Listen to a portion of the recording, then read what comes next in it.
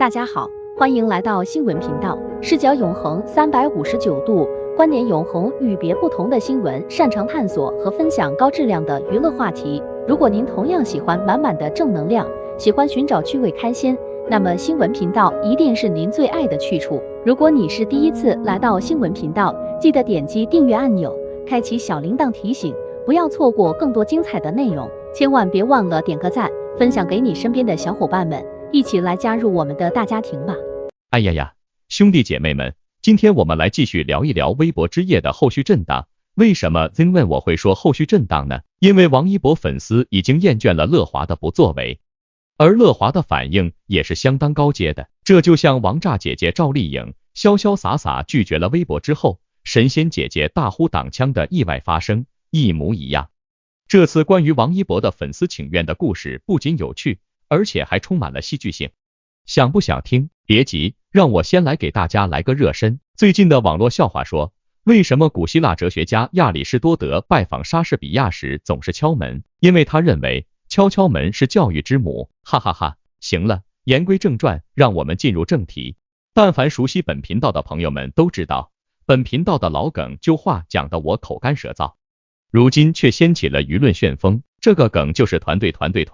这次时隔2年，终于从 Zen 我的嘴里传到了来自王一博的粉丝们的口里。哎呀，你说这是喜事还是忧事？让我们一起看看吧。话说有这么一个人，名叫王一博，嘿嘿，大家知道吗？他那些粉丝可真是有点儿逗哦，居然要造反了。这事儿啊，跟亚里士多德说的人皆有欲，欲皆有恒一样，真是让人啼笑皆非呀。哎呀，时光荏苒，眼看着王一博火了差不多4年了，可他的宣发博还跟以前一样，还没建立个正儿八经的工作室呢。作为内娱顶流，从2019年爆火至今，为什么还没有自己的工作室呢？连工作人员都是跟别人共用的。这让人想起了莎士比亚的名言，这世界上有些人生来就是背负着共享经济的命运。对了，我知道这句话是我自己编的，这也让 Zen 我同时想起莎士比亚名言，人生如梦，一切都是幻想。这么火的一个明星，居然还是乐华公用的工作人员，真是让人捉急啊。王一博的后援会可不是闹着玩的，他们这次提的要求也不过分。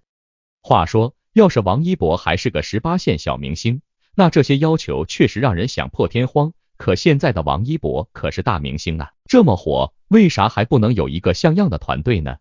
这让 Zen 我想起那句话，君子爱财，取之有道。但话说回来，王一博的粉丝这么努力，乐华和杜华怎么想呢？他们难道不知道给王一博一个专业的团队，才能让他赚更多的钱吗？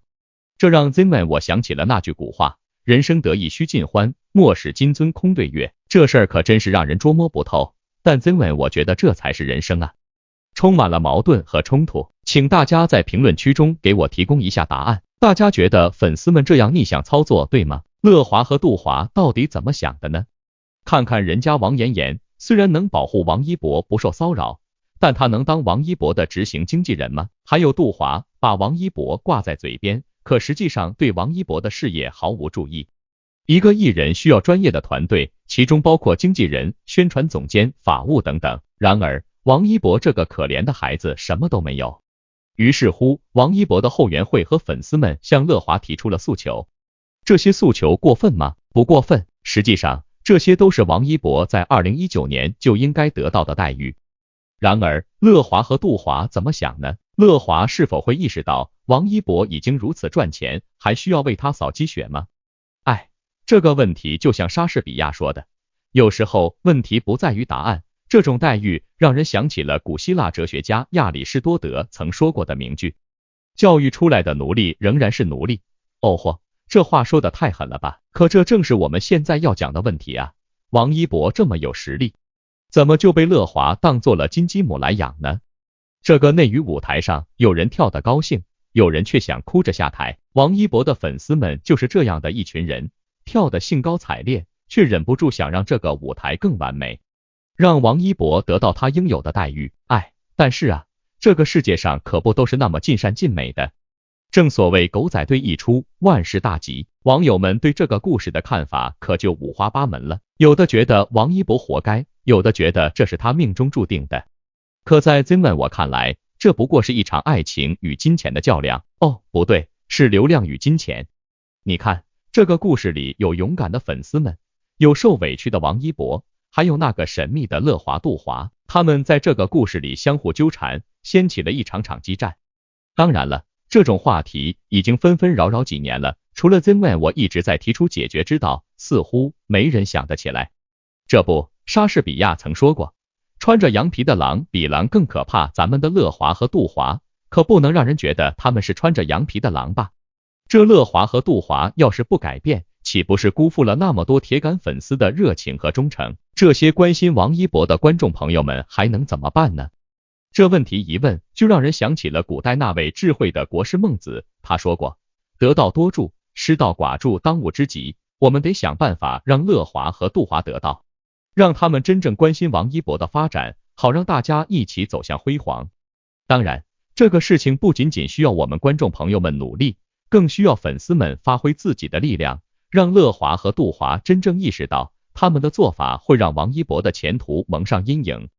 今晚我让大家在开心和正面积极的同时，思考一下问题和反思。第一个问题，乐华和杜华真的了解王一博的需求吗？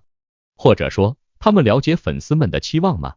第二个问题，王一博的团队现状是否符合他的发展需求？他们是否需要更为专业和负责任的团队来为他提供更好的支持？第三个问题，我们作为关心王一博的观众和粉丝，应该如何帮助他改变现状，进一步发展事业？好了，现在轮到大家发挥了，亲爱的观众们，赶快留言、写评论、回答问题，让我们一起为王一博的明天助一臂之力。有人说，枪打出头鸟，这话没错，王炸姐姐赵丽颖就是个活生生的例子。话说，这位美女明星参加过往年的微博之夜，可今年呢？哎呦，咱们姐姐消失了。别急，别急，新万我给大家扒个底儿，看看到底是怎么回事。首先，我们得揣摩揣摩姐姐的心思。你瞧，明星们都蜂拥而至，就赵丽颖独自缺席，这不就说明了她对这种热闹事儿不感冒吗？她已经看透了这些表面功夫，知道这种活动含金量不高，对她来说就跟过家家似的。退一步讲，她已经获奖无数，何必浪费宝贵的时间去凑这个热闹呢？在家抱抱猫多美好。再说了，大家瞧瞧，这微博之夜明星们的座位是多么讲究啊，越靠前咖位越高，而后面嘛，那就是小角色了。主办方可真会玩儿，分成了3、6、9等，哪个明星能高兴得起来？谁不想做高人一等？那么问题来了，以赵丽颖的地位，她能做到哪一排呢？杨幂、刘亦菲这些大牌都是2楼阁楼，难道赵丽颖还能踩着他们的肩膀坐1楼？别说，这可真是个问题，因为1楼都是金主大佬们，她就算是明星，但在他们面前也得捋捋手，弯弯腰。看来她也只能和杨幂、刘亦菲一起挤2楼了。这位王炸姐姐可没白混，她一眼就看穿了其中的门道。既然如此，为何还要去凑那个热闹呢？为啥要让人家给她划分等级呢？不去不就完了，有啥了不起的？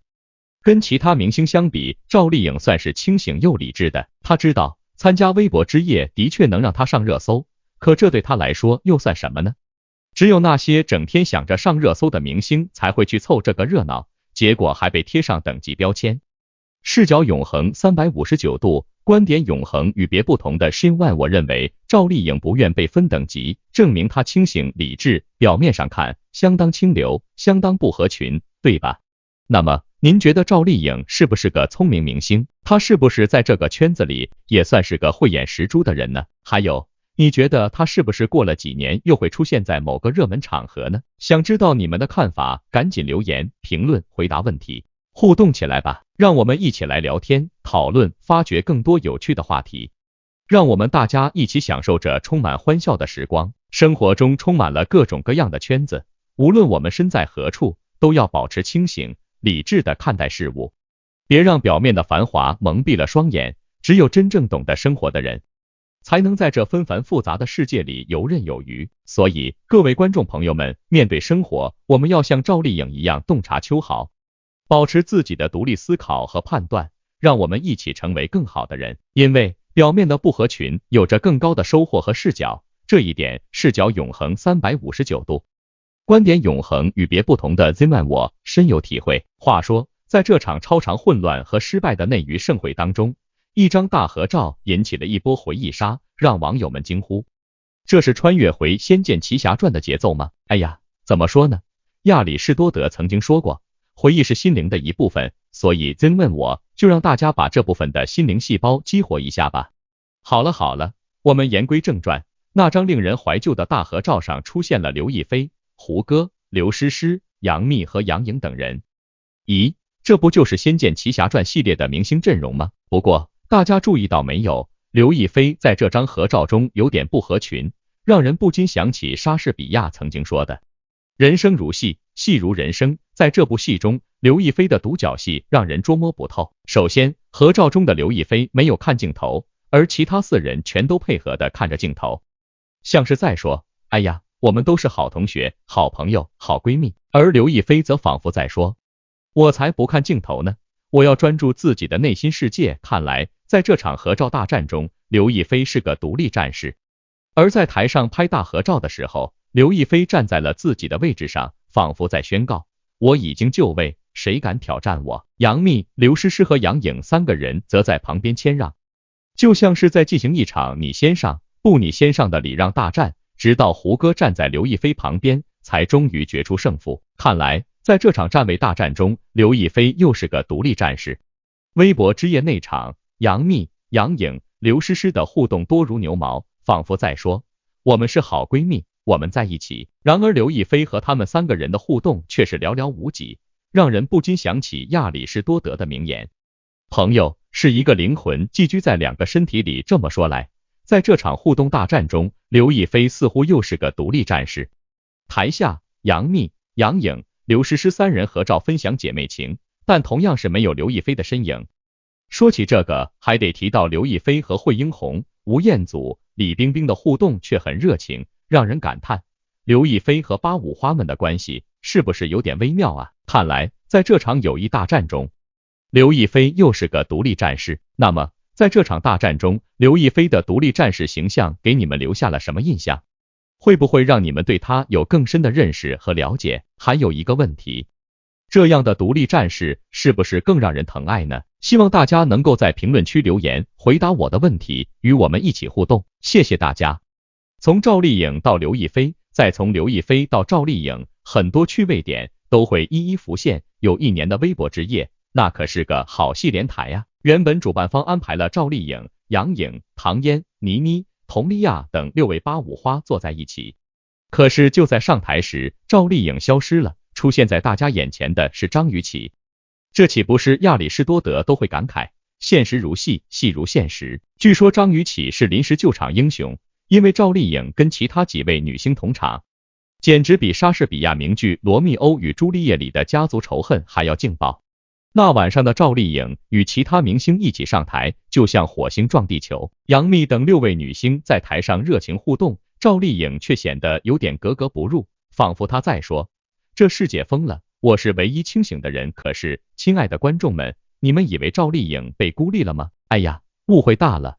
赵丽颖这是清楚自己在娱乐圈要走的路呀，她可一点都不惧怕孤独，她就是那个勇敢闯荡江湖的独行侠。赵丽颖一向鲜少出席各大活动，她可是看重演戏质量的人。就在杨幂、杨颖还在偶像剧里打滚的时候，赵丽颖已经成功转型成实力派艺人了。好了，亲爱的观众们，现在轮到你们发言了。第一个问题，你觉得赵丽颖是不是早已看穿了娱乐圈的虚幻，把自己当成那个清醒的人呢？第二个问题，张雨绮救场是不是让这场微博之夜更有看点了呢？第三个问题，你觉得赵丽颖是不是一个勇敢闯荡江湖的独行侠？大家知道吗？最近流行一种喝水方式，就是喝水之前先看看水杯，然后喝水的时候发现杯子里的水变得更好喝了，这就是悲剧的美好。好了，言归正传。话说赵丽颖这位宣传界的小能手，巧妇难为无米之炊啊，她为别人的作品打 call 可是有一手。你看，这部陈若萱新剧《山河之影》刚刚开播，2023年的3月28日，赵丽颖就匆忙上线发炮为她打 call。怎么说呢？赵丽颖这一举一动都让我们欢喜不已。这俩人之前合作过有匪，在剧中饰演的表兄妹可谓是水火不容，你争我斗的。现在陈若萱主演的新剧播出，赵丽颖这个剧组里忙得团团转的盲人，也还是抽出时间给陈若萱捧场。而且呢，赵丽颖前段时间还刚刚为唐艺昕新剧《今生》也是第一次打过 call。这俩人合作过《陆贞传奇》和《青云志》，剧中虽是情敌，但现实生活中却已是好友多年。这位八面玲珑的赵丽颖还曾为李浩飞的新剧《欢乐颂3》打 call。关于这两人，可谓是中餐厅里结交的好闺蜜。李浩飞每年赵丽颖生日都会为她写一篇小作文庆生。2021年7月，赵丽颖为王仁君电影《1921》打 call， 这俩人曾在《知否知否应是绿肥红瘦》中出演兄妹。2020年11月，她还为林更新新剧《最初的相遇最后的别离》打 call。这两人曾在《楚乔传》和手游《剑侠情缘》中有过合作。不仅如此，人家轮出单曲，赵丽颖也忙不迭帮忙宣传。两人曾在《青云志》中合作，虽然对手戏份并不多，但赵丽颖依旧念念不忘。赵丽颖这打 call 技艺和技能也是一绝，连张含韵上《乘风破浪的姐姐》和张碧晨上《中国好声音》这种节目都能见到赵丽颖的身影。谢娜开直播，这位打 call 大师也是毫不含糊上线助攻。然而，当我们谈论赵丽颖，总不能忽略她的另一个神秘特质，她对自己的作品宣传非常低调。她的剧播完，她发的微博都屈指可数，而且很少找朋友帮忙宣传自己的作品，这是何等自信啊！仿佛在说，我的号召力才不需要别人来证明呢。这可真是骄傲如她，念念不忘，爱必回响，这种将心比心，以心换心的真挚情谊，恐怕所有甘愿付出的人最懂。所以 Zenman 我要提醒大家，珍惜这样的友谊，因为这种友谊真的难能可贵。那么问题来了，这位打 call 大师到底有多厉害？他的号召力能不能撑起一片天？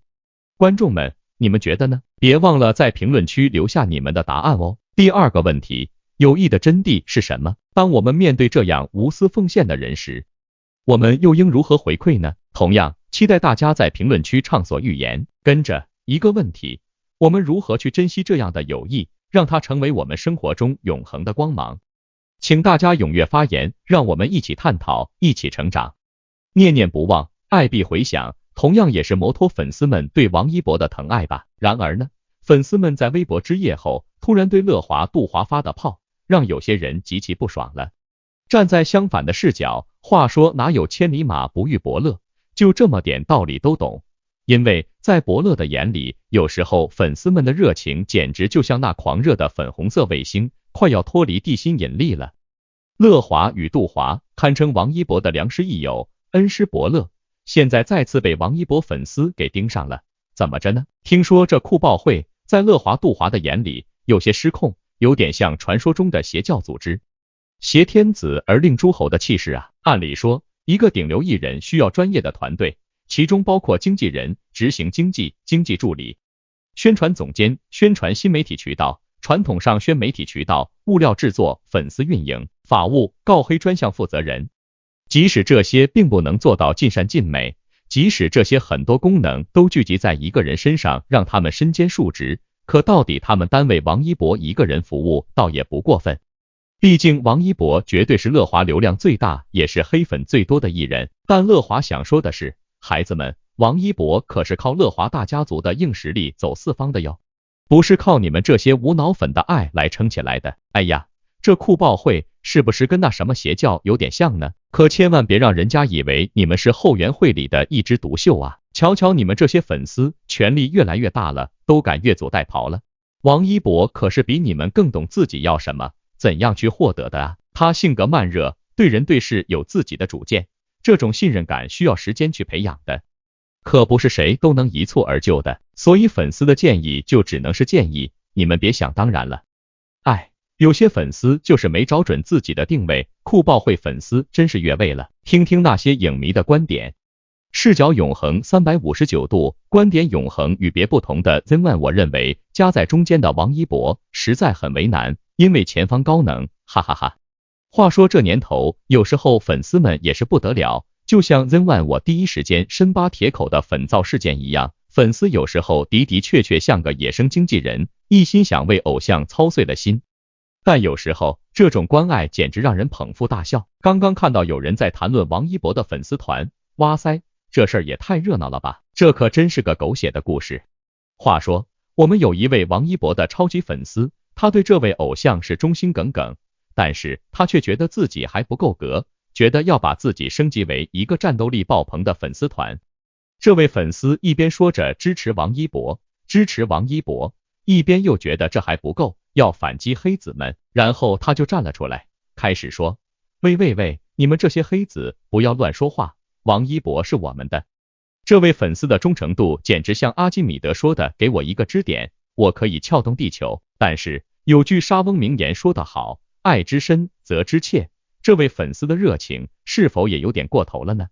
接着我们看到了另一位影迷的观点，他说，我觉得啊，这位粉丝团真的有点越俎代庖，王一博的发展方向他自己和团队肯定有计划，我们应该安安静静的支持他就好。哎呀，这位影迷说的真是一针见血，粉丝团要学会有边界感，才能做到真正支持偶像。哦嚯，还有人说王一博很清醒通透，他知道自己要什么。这么一说，是不是让我们想起了亚里士多德的名言，知道自己无知才是最高智慧。王一博在娱乐圈摸爬滚打，他对自己要什么心里可是有数的。总之大家都在操心着王一博的前程，但是不要忘了最重要的一点，王一博会自己选择，他现在很好，做的都是他喜欢的事，就像我们每个人一样，追求自己的梦想和自由。所以亲爱的粉丝们啊，不妨给偶像一些空间，让他们自由的飞翔，哈哈哈。现在我们来稍微调侃一下，要是这位粉丝真的有天大的才华，为何不去乐华应聘呢？嘿嘿，这不是让人忍俊不禁吗？不过话说回来，我们大家要明白一个道理，当粉丝最重要的是给偶像正能量和支持，而不是添乱哦。好了，大家看到这里是不是觉得有趣呢？那么接下来我要给大家出个题目，让你们留言评论互动一下，你觉得粉丝们在支持偶像的时候应该怎样做才能既不越位又能给偶像带来正能量呢？我敢打赌大家的回答一定会千奇百怪，让人捧腹大笑。Zenman 我在此还要提醒大家一下，做粉丝要有度，要有边界感，这样才能让我们的偶像更加光芒四射，越来越好，对吧？